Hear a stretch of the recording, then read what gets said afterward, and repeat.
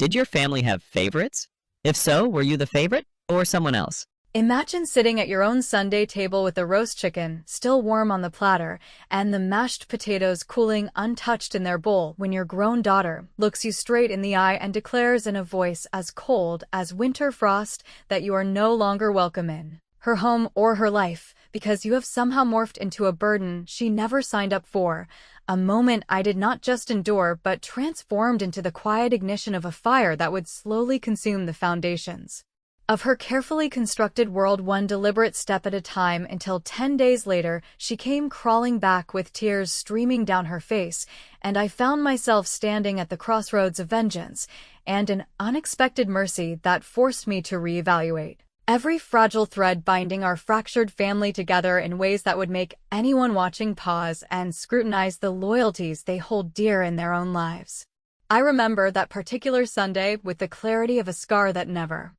fully fades. The day unfolding in our unassuming Ohio suburb, where the maple trees lining the streets were ablaze in shades of gold and crimson against the crisp autumn air that carried whispers of change on the breeze, yet inside Emily's dining room, everything from the moment I crossed the threshold with my homemade apple pie still emanating warmth from the oven felt oppressively off-kilter, as if the very walls were leaning in to witness an impending unraveling. Emily, my only daughter, now 32 years old, had extended the invitation for what she described over the phone as a relaxed family lunch, her tone bright and almost overly enthusiastic, though in hindsight I should have detected the subtle undercurrent of reluctance the way she hurried through the usual updates about the weather and the kids' latest antics, as if ticking off items on an invisible list to fulfill some obligatory ritual. Her husband Mark was present as well, exuding that polished veneer of confidence bolstered by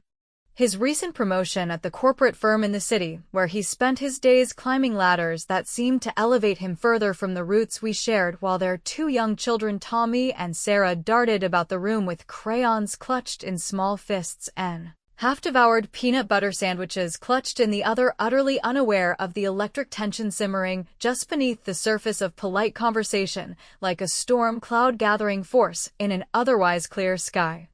I had made the 40-minute drive from my modest home on Maple Street, the same one I had managed to keep standing through sheer determination and the steady income from my catering business after my husband passed away 5 years earlier, leaving behind a void I filled by being the reliable anchor for everyone around me, including co-signing Emily's student loans during her college years and quietly providing the down payment assistance that allowed her to purchase this very house where we now sat exchanging pleasantries over plates of food. The meal commenced smoothly enough with the passing of the steamed green beans and light banter about Tommy's science fair project involving a volcano made from baking soda and vinegar, as well as Sarah's newfound obsession with drawing fantastical creatures that resembled the monsters from her bedtime stories. But throughout it all I could sense Mark's gaze lingering on me appraisingly, as though I were an antiquated piece of furniture clashing with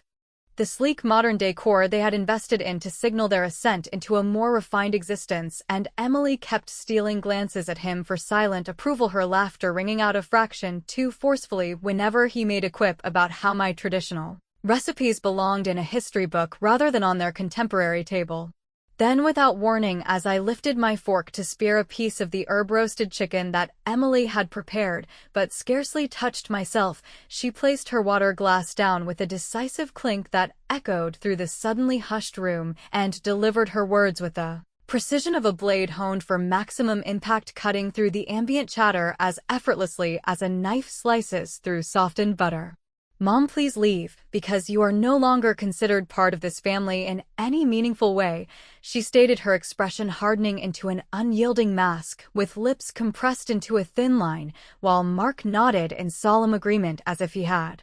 co-authored the script for this dramatic eviction, and even murmured something vague about the importance of establishing healthy boundaries to foster fresh beginnings in their household. The children froze in place, Tommy's crayon suspended midway across his coloring page and Sarah's mouth agape mid-bite, and in that instant a profound ache bloomed deep within my chest, the sort that arises from decades of selfless devotion poured into raising and supporting a child, only to witness it discarded as casually as an empty takeout container after a hasty meal. I drew in a slow, deliberate breath, drawing upon the reservoir of composure I had cultivated through years of navigating life's harsher tempests, from my husband's prolonged illness to the financial tightropes I walked to keep our family afloat, and locked my gaze onto Emily's without so much as a flicker of retreat, allowing my response to emerge steady and infused with the gravity of all the unvoiced sacrifices and hidden truths that underpinned our shared history. Mark my words, you will carry the regret of this particular day with you for the entirety of your life, no matter how you try to bury it under layers of denial or new beginnings. I replied not as a hollow threat, but as an observation rooted in the realities I knew intimately, such as the substantial inheritance from my late aunt that I had discreetly channeled into bolstering their lifestyle over the years without ever seeking acknowledgement, or the family photo album concealed in my attic, containing snapshots that could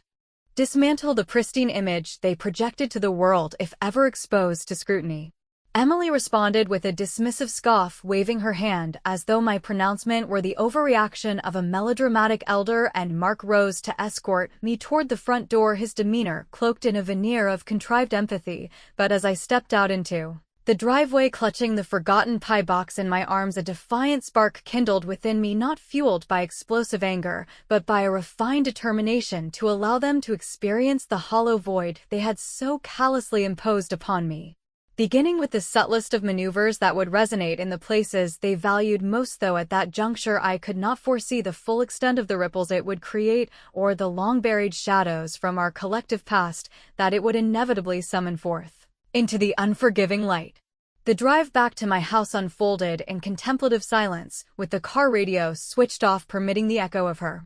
rejection to reverberate in my mind and replay every inflection and gesture until I pulled into my garage, where the solitude amplified the resolve solidifying within me, and by the time I settled into my armchair that evening with a steaming mug of chamomile tea in hand, my phone vibrated with a terse text from Emily instructing me to delete her contact information. But instead of compliance, I permitted a faint knowing smile to curve my lips, recognizing that this curt dismissal marked merely the opening salvo in a narrative far more intricate and consequential than they could possibly anticipate. The ensuing days following that shattering Sunday lunch dissolved into a peculiar fog of everyday routines that carried an undercurrent of something profoundly altered, as if the fabric of my ordinary existence had been subtly rewoven with threads of quiet defiance, while I went about scrubbing the worn wooden counters in my kitchen with a vigor that belied the relentless replay of Emily's icy dismissal echoing through my thoughts, transforming even the most mundane tasks like folding laundry or brewing morning coffee into acts of personal reclamation against the family dynamic I had nurtured for so long without ever demanding the spotlight. Monday morning arrived with the insistent chirp of my alarm clock piercing the early light filtering through the lace curtains of my bedroom window, and as I reached for my smartphone to check the balance in the joint savings account that I had established several years ago, during one of Mark's precarious job transitions to serve as an unheralded safety net for their mortgage payments and unexpected expenses, I paused for a moment, contemplating the irony of how my behind-the-scenes contributions had sustained their upward trajectory while they positioned me as an obsolete relic in their evolving narrative. And with a series of deliberate taps on the screen, I initiated the transfer of my portion of the funds, not depleting the account entirely, but extracting just enough to introduce a ripple of financial unease into their meticulously planned budget, the kind of shortfall that would compel Mark, with his affinity for color-coded spreadsheets and quarterly projections, to furrow his brow in confusion, much like a teenager discovering that his pocket money had mysteriously evaporated overnight. This initial act of retribution carried a wry, humorous edge to it in my mind, evoking the absurd comedy of life's understated comeuppances, where the mighty could stumble over their own shoelaces without anyone needing to trip them deliberately. Though as the confirmation notification pinged softly on my device, a faint undercurrent of self-doubt surfaced, wondering whether this calculated withdrawal would summon them back to my doorstep in humility, or instead fortify the walls of resentment they had erected around their household, particularly given the fragmented hints I had overheard during family gatherings about Emily's mounting pressures at her marketing firm, where deadlines loomed like storm fronts on the horizon. By midweek on Wednesday, the subtle repercussions began to manifest in unexpected ways through the neighborhood grapevine that functioned as our informal news network with my longtime neighbor Betty, who doubled as a cashier at the local grocery store, pulling me aside during her lunch break to mention in hushed tones how she had spotted Emily navigating the aisles with a cart brimming not with her customary array of premium organic produce and artisanal cheeses, but rather with the more economical, generic brands and clearance items that whispered of budgetary constraints tightening like a belt after an indulgent holiday meal, and I found myself suppressing a soft chuckle over my afternoon cup of black coffee, envisioning Mark's typically unflappable composure fracturing ever so slightly when the credit card statements arrived in the mail revealing discrepancies that defied his financial forecasts in a manner reminiscent of those unexpected plot twists in the family dramas we all binge-watched on streaming services during quiet evenings. Rather than initiating contact, which a more impulsive version of myself might have considered, I channeled my energy into expanding my catering business, securing a substantial order for the upcoming community center fundraiser that involved preparing trays of my signature deviled eggs and layered vegetable casseroles, the sort of hands-on work that reaffirmed my independence and capability without relying on the validation of those who had so recently deemed me expendable. Yet the true pivot in the unfolding drama occurred on Thursday evening when my landline rang, unexpectedly displaying Tommy's school on the caller ID, and his young voice came through tentative and laced with confusion, inquiring why Grandma Susan had stopped visiting for their weekly storytime sessions and whether his behavior during the last playdate had somehow offended me, prompting me to swallow the lump forming in my throat and respond with gentle reassurance. Weaving tales of our shared adventures at the neighborhood park, complete with the picnic blankets and kite-flying escapades that had become our cherished ritual, while inwardly my heart clenched at the innocence ensnared in the crossfire of adult egos and miscommunications. Emily must have intercepted the conversation midway because she wrested the receiver from him, her tone clipped and authoritative as she reiterated the boundaries they had established, forbidding any further interactions with the children, but I ended the call with measured politeness, allowing the seed of my next retaliatory gesture to take root in the form of an anonymous contribution to the school's lunch program fund earmarked specifically for Tommy's account, ensuring he would never go without a nutritious meal, even as the billing statement arrived at their doorstep to underscore the precariousness of their circumstances in a way that felt like a backhanded gesture of goodwill wrapped in the light vulgarity of ironic justice. That undercurrent of Payback's peculiar humor sustained me through the week's progression, the manner in which it insinuated itself into their lives akin to an uninvited relative who overstayed at a gathering, dispensing unsolicited advice with a smirk, and by Friday afternoon whispers circulated more insistently through our close-knit community about discord brewing within the walls of Emily and Mark's home, with sightings of Mark's sedan lingering unusually late in the driveway, as if he were steeling himself against confronting the mounting bills or perhaps avoiding a trip to the bank altogether, but I maintained my facade of normalcy, tending to my flower beds with gardening gloves shielding my hands, while internally cataloging the arsenal of unspoken leverage at my disposal, such as the yellowed letter from my deceased aunt preserved in a drawer detailing the intricacies of the family property trust that could potentially upend their aspirations for expansion and stability if I ever deemed it necessary to invoke its clauses. As the weekend approached, Emily's communications dwindled to near silence, punctuated only by a perfunctory email requesting the return of the pie dish I had brought to the ill-fated lunch, and I complied by mailing it back promptly, though not without enclosing a handwritten note expressing vague well wishes that masked the simmering anticipation of her dawning awareness, until Saturday afternoon shattered the tentative calm when a nondescript delivery van rumbled up to my front porch, depositing a plain cardboard box bearing the return address of their home, and upon opening it I discovered not the expected dish, but a haphazard assortment of photographs pilfered from my personal family album, the ones I had loaned them during a previous visit, now strewn carelessly within the package, accompanied by a single image on the reverse side bearing a hastily scrawled message in unfamiliar handwriting that read, "Keep your relics of the past to yourself." sending a chill racing down my spine as I pondered who among them could have accessed my private mementos and what concealed knowledge those faded pictures held that might propel this escalating conflict into uncharted and perilous territory.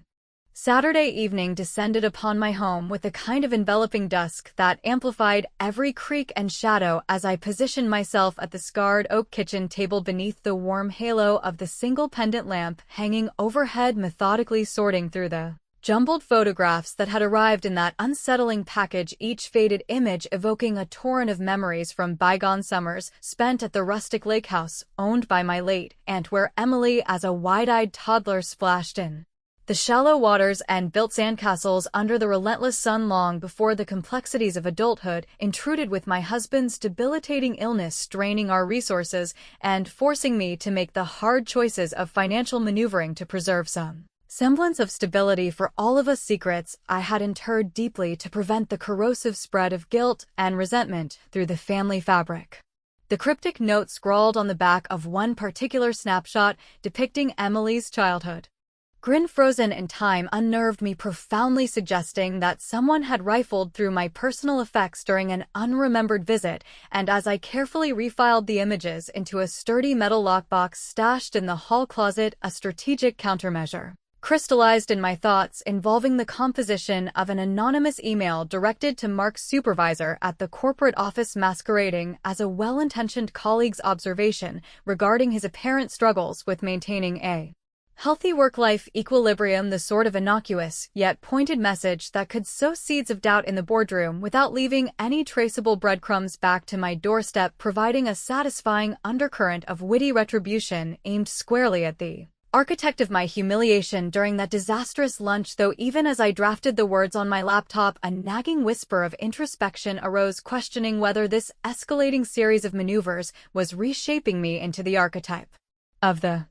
vindictive matriarch they had accused me of, being the one who refused to loosen her grip on the reins of influence. Despite the humorous parallel I drew in my mind to those over-the-top soap opera villains who orchestrated their schemes with a dramatic flourish, only to trip over their own elaborate traps. This internal tug-of-war between justification and moral ambiguity lent an air of pervasive uncertainty to my actions, making me ponder if the neighbors and mutual acquaintances who inevitably would catch wind of the ripples might view my choices with a mix of disapproval and reluctant admiration for standing firm against such callous dismissal, even as the conflict burgeoned like weeds overtaking a neglected garden, threatening to choke out any remaining vestiges of familial harmony.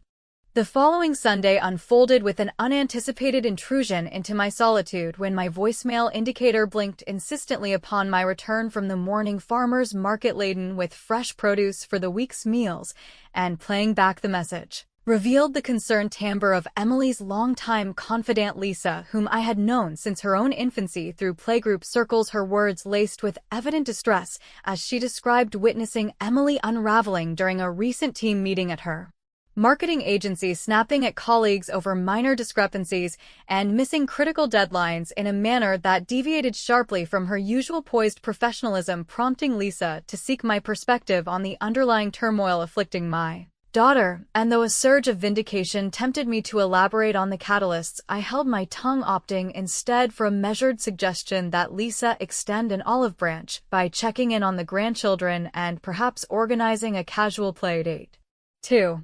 Alleviate some of the household strain, thereby subtly disseminating ripples of concern that would propagate through our interconnected social web by the dawn of Monday morning. My catering commitment that day proved fortuitously timed as I immersed myself in the bustling preparations for a local charity luncheon, where attendees, including several familiar faces from the community, lavished praise on the platters of my meticulously crafted deviled eggs garnished with paprika and the hearty quiches infused with garden herbs, while discreet inquiries about the rumored estrangement with Emily surfaced amid the clink of silverware and murmur of conversations, allowing me to parry with a light-hearted deflection, attributing the distance to the natural evolution of adult children asserting their independence, much like fledglings testing their wings, though internally the swelling discord gnawed at me as fragmented reports filtered in through the grapevine detailing heated exchanges between Mark and Emily audible from their driveway where arguments over escalating monetary pressures eerily echoed the very fiscal pinch I had engineered with my understated intervention in their accounts. Tuesday introduced a poignant escalation when Tommy appeared unannounced on my doorstep after the school bus deposited him at the corner, his small frame burdened by an oversized backpack and his eyes rimmed with the telltale redness of recent tears as he haltingly explained that his mother had declared Grandma Susan far too preoccupied with her own affairs to spare time for afternoon visits, leaving me to draw him inside with a comforting arm around his shoulders and distract him with batches of chewy oatmeal cookies straight from the oven, accompanied by animated retellings of our past escapades involving treasure hunts in the backyard and impromptu picnics under the old willow tree, a heart-wrenching reminder of the collateral damage inflicted upon the innocent by the adults' fractured alliances. Yet, as I walked him back to the curb, ensuring his safe passage, I discreetly slipped a folded note into the pocket of his jeans outlining a gentle recommendation for his parents to consider family counseling sessions, the delivery through his unwitting hand serving as my ingeniously veiled act of revenge that would compel them to address the chill they had unleashed without me ever raising my voice in accusation. The mounting uncertainty reached a fever pitch by Wednesday afternoon when an uninvited guest materialized on my porch in the form of Mark's impeccably attired mother, Evelyn, adorned with her signature strand of pearls and a smile that strained against underlying tension as she launched into a probing discourse about the so-called misunderstanding at the fateful Sunday gathering, all while obliquely referencing Emily's recent bout with a pregnancy scare several months prior, a startling revelation that contextualized her daughter's volatile temperament and the protective facade she had erected around their household, prompting me to feign mild surprise while pouring steaming Earl Grey into china cups and casually interjecting a veiled allusion to the enduring family trust established by my aunt, which governed the lake house and its associated assets, observing the subtle widening of Evelyn's eyes before she abruptly curtailed the visit with excuses about prior commitments, leaving me to stew in the implications of this newfound layer to their domestic drama. That evening, as a steady drizzle pattered rhythmically against the panes of my living room windows, casting elongated shadows across the floor, Emily's vehicle materialized in the street directly in front of my residence, its headlights extinguished to blend into the obscurity, and she remained parked, their engine humming softly for what stretched into an interminable span that felt like hours, her silhouette barely discernible through the rain-streaked glass, close enough that a simple knock could bridge the divide. Yet her pride, or perhaps fear, held her immobile until at last the taillights flared red and she accelerated away into the enveloping night, abandoning me to gaze at the vacant expanse, pulse quickening with the gnawing query of whether she had teetered on the brink of capitulation, or if my impending maneuver of confiding select excerpts from the family album to Lisa would irrevocably fracture the fragile edifice they had constructed around their secrets. Thursday morning materialized under a pallid, overcast sky typical of those lingering Midwest autumn stretches where the clouds hung low and oppressive, mirroring the deepening shadows that had begun to obscure my reflections on Evelyn's probing visit the previous day, and the haunting image of Emily's car idling motionless in the rain-swept street as if she hovered on the precipice of some unspoken confession, yet ultimately retreated into the protective cocoon of her unresolved pride, forcing me to grapple with the intricate dilemmas posed by her concealed pregnancy fears, which seemed to intertwine with the very rejection that had ignited this chain of retaliatory impulses in the first place, transforming what began as a personal slight into a labyrinthine web of emotional and financial entanglements that challenged the boundaries of my own moral compass, even as I convinced myself that these calculated responses served as necessary mirrors reflecting back the indifference they had shown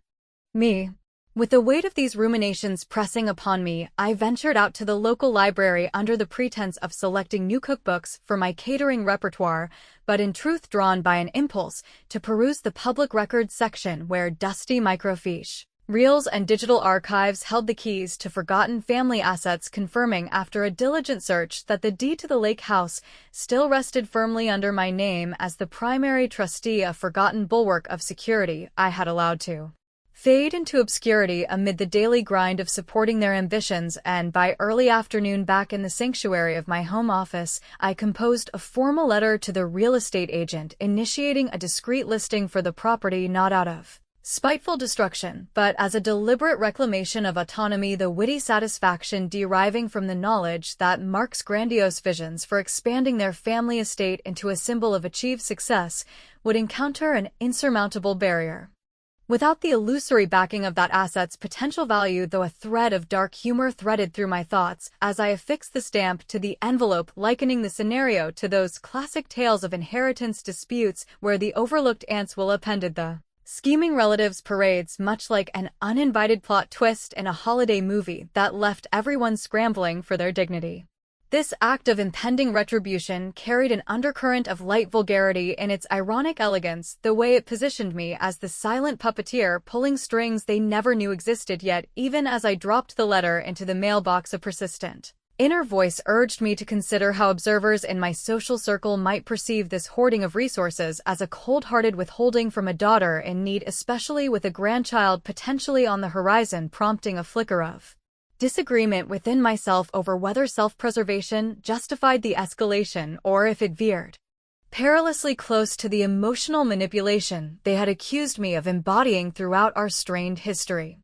Friday introduced a cascade of dilemmas that brought the abstract conflicts crashing into tangible reality when Lisa placed another call mid-morning, her voice threaded with heightened urgency as she recounted Emily's public meltdown at a work-sponsored happy hour the previous evening, where tears had flowed freely amid confessions of overwhelming family pressures and the devastating derailment of Mark's anticipated promotion, due in no small part to the ripples from my anonymous email suggestion that had prompted human resources to schedule an informal review of his performance metrics, leaving me to navigate the treacherous waters of feigned ignorance, while offering Lisa a sage recommendation to encourage Emily and Mark toward professional mediation services, the kind that specialized in bridging generational chasms without assigning blame, thereby casting myself in the role of the distant sage whose interventions appeared benevolent even as they widened the fissures in their facade through indirect means. The emotional toll intensified later that afternoon during an unplanned encounter at the neighborhood park where I had taken my daily walk to clear my head, only to find Sarah and Tommy clambering on the swings under the loose supervision of a babysitter, their faces brightening with unfiltered joy upon spotting me, which led to an impromptu session of pushing them higher and sharing laughs over silly riddles until Emily arrived abruptly, her expression a storm cloud of irritation as she bundled the children away with terse instructions about maintaining distance. Yet in the quiet aftermath, as I resumed my path home, I arranged for a charitable donation in their names to the local food pantry, publicized subtly in the community newsletter to highlight their supposed generosity, while simultaneously pricking at their pride with the implication of need, the clever revenge manifesting as a public pat on the back that doubled as a subtle jab, evoking that peculiar humor of life's backhanded compliments, where aid arrives wrapped in the sting of exposure. However, the most disquieting twist emerged that evening when, sifting through my cluttered email inbox for catering invoices, I unearthed a long-buried message from Emily dated several years prior, overflowing with gratitude for my covert handling of her medical expenses following a minor car accident she had concealed from Mark to avoid complicating their nascent marriage, a vulnerable admission that humanized her in an instant and compelled me to confront the possibility that my current barrage of maneuvers might be avenging wounds inflicted by the wrong specters of our past, leaving me adrift in a sea of uncertainty about the true architects of our discord. As the week ebbed into Saturday, the specter of revenge loomed ever larger when Mark appeared on my doorstep unannounced, his usually crisp attire rumpled and his eyes bearing the haggard stamp of sleepless nights, as he launched into a rehearsed narrative of transient cash flow hiccups exacerbated by unforeseen home repairs, and beseeched me to advance funds against the joint account, blissfully unaware of my earlier extraction, which I met with a composed offer of fresh brewed coffee and surface level sympathy before artfully steering the conversation toward casual mentions of the lake house's impending market evaluation, observing the progression of confusion to outright alarm etching across his features as he grasped the magnitude of my understated authority in their financial ecosystem.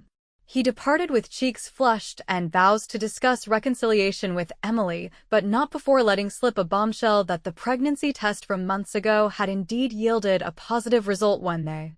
had shrouded in secrecy to preempt any familial interference, a disclosure that twisted my resolve like a knife in the gut, compelling me to reassess if this juncture demanded a retraction of my aggressions or an intensification to underscore the lessons learned. That night, with the persistent patter of rain resuming against the roofline, my phone illuminated with an incoming call from Emily, the screen glowing insistently as I allowed it to divert to voicemail, her message commencing in a tremor of sobs that hinted at an impending plea for assistance, before abruptly cutting off mid-phrase, plunging me into a vortex of anticipation and dread over what desperate entreaty awaited completion, and whether the encroaching shadows of our intertwined histories would engulf us entirely before the fragile light of resolution could pierce through.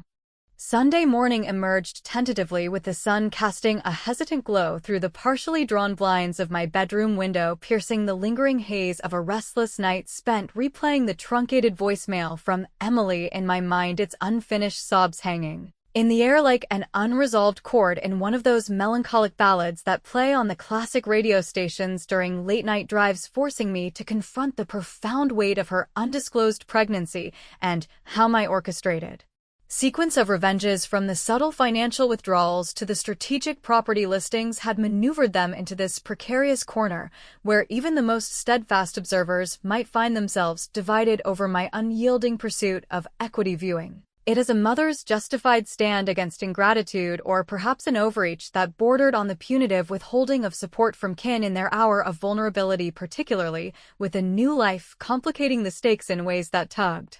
at the heartstrings of anyone who had ever navigated the turbulent waters of family expectations amid economic uncertainties. As I rose to prepare a simple breakfast of scrambled eggs whisked with herbs from my windowsill garden and slices of toast slathered in butter, the routine motions failed to dispel the internal conflict brewing within me, the bitter humor surfacing in the absurdity of how 10 days could invert the power dynamics so dramatically, turning the once confident daughter who had banished me from her table into a figure pleading through voicemails for the very lifeline I had always extended without fanfare. And just as I settled at the table with my plate, the insistent ring of the telephone shattered the quiet, displaying Emily's name once more, prompting me to lift the receiver after a moment's hesitation, her voice erupting in a cascade of raw emotion, laced with the unmistakable hitch of tears, as she implored me to come immediately because their world was crumbling under the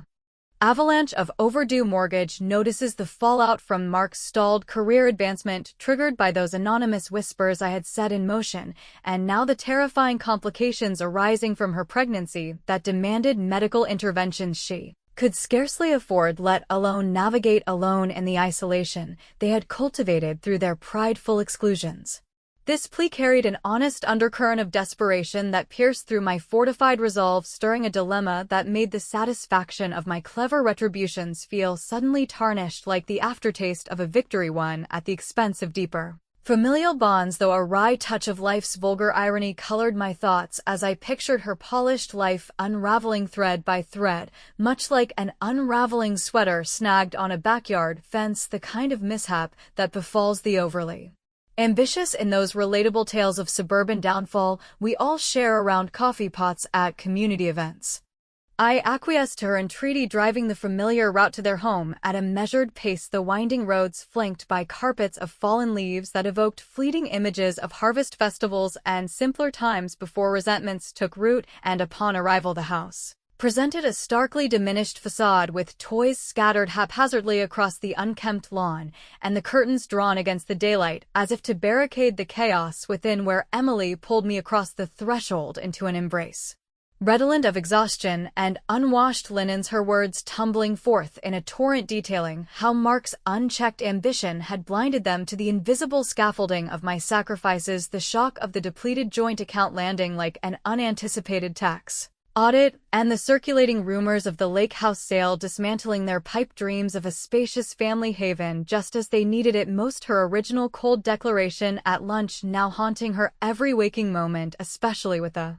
ultrasound revealing potential risks to the baby that necessitated consultations and treatments beyond their strained resources. I absorbed her confessions without interruption, seated on the worn sofa amid the disarray of unopened mail and half-packed lunchboxes, then retrieved the family album I had brought along from the car, its pages brimming with sepia-toned photographs of Emily's early years cavorting at the lake house with my aunt, the very property now entangled in our discord, subtly illuminating through captions and annotations the true intent of the trust as an enduring legacy meant to empower her future rather then serve as a bargaining chip in our current strife, observing the gradual dawn of comprehension in her eyes as she traced the faded images, realizing for the first time the extent to which I had operated as the unseen architect fortifying their path while my own needs receded into the background, my revenges reframed not as acts of destruction, but as poignant way-up calls, disguised in the guise of consequential fallout that forced a reckoning with the entitlement they had nurtured unchecked. Mark materialized later in the afternoon, slouching through the doorway with the deflated posture of a man stripped of his illusions, offering halting apologies for his complicity in engineering my ouster from their lives and initiating a stilted dialogue about redefining boundaries on equitable terms, where I consented to cover the impending medical expenses and stabilize the mortgage, but only in exchange for tangible expressions of appreciation and a commitment to mutual respect devoid of the shadows that had long obscured our interactions, the atmosphere thickening with a tentative warmth as the children gravitated toward me, climbing into my lap with drawings and questions, their unfiltered affection a balm against the lingering ache, though throughout it all a pivotal twist remained veiled in my silence, the full disclosure of that long-ago car accident email where I had shouldered the costs to safeguard her marriage from early fractures, choosing to let that particular ambiguity persist like a half-told story that invited speculation without resolution. As the day waned into evening, with the sun dipping low and painting the room in hues of amber, Emily placed a protective hand on her abdomen, sharing tentative hopes for the baby's arrival, while the four of us shared a makeshift dinner of leftovers reheated on the stove, the fragile truce hanging palpably in the air, yet laced with unspoken undercurrents that hinted at the precariousness of this mending process. And as I prepared to depart, hugging each of them goodbye and promising to return soon with practical support, the weight of the past 10 days settled over me like a well-worn shawl, prompting reflections on whether this reconciliation stemmed from genuine epiphany or merely pragmatic necessity born of desperation, leaving the major truths such as the unuttered depths of my sacrifices and the potential for renewed betrayals to surface only in fleeting glimpses that teased without fully unveiling the narrative's core. Driving homeward that twilight, the golden light fading into dusk, I pondered aloud to the empty passenger seat if family ties forged in blood could ever truly mend the fissures of regret, or if they merely concealed deeper vulnerabilities waiting to resurface, the ambiguity of our renewed bond evoking a profound introspection on forgiveness as a choice made not solely for others, but for the enduring resilience within oneself amid the echoes of what might have been and what still could unfold in unforeseen ways that challenge the very essence of loyalty and self-worth in the quiet suburbs where such stories play out behind closed doors.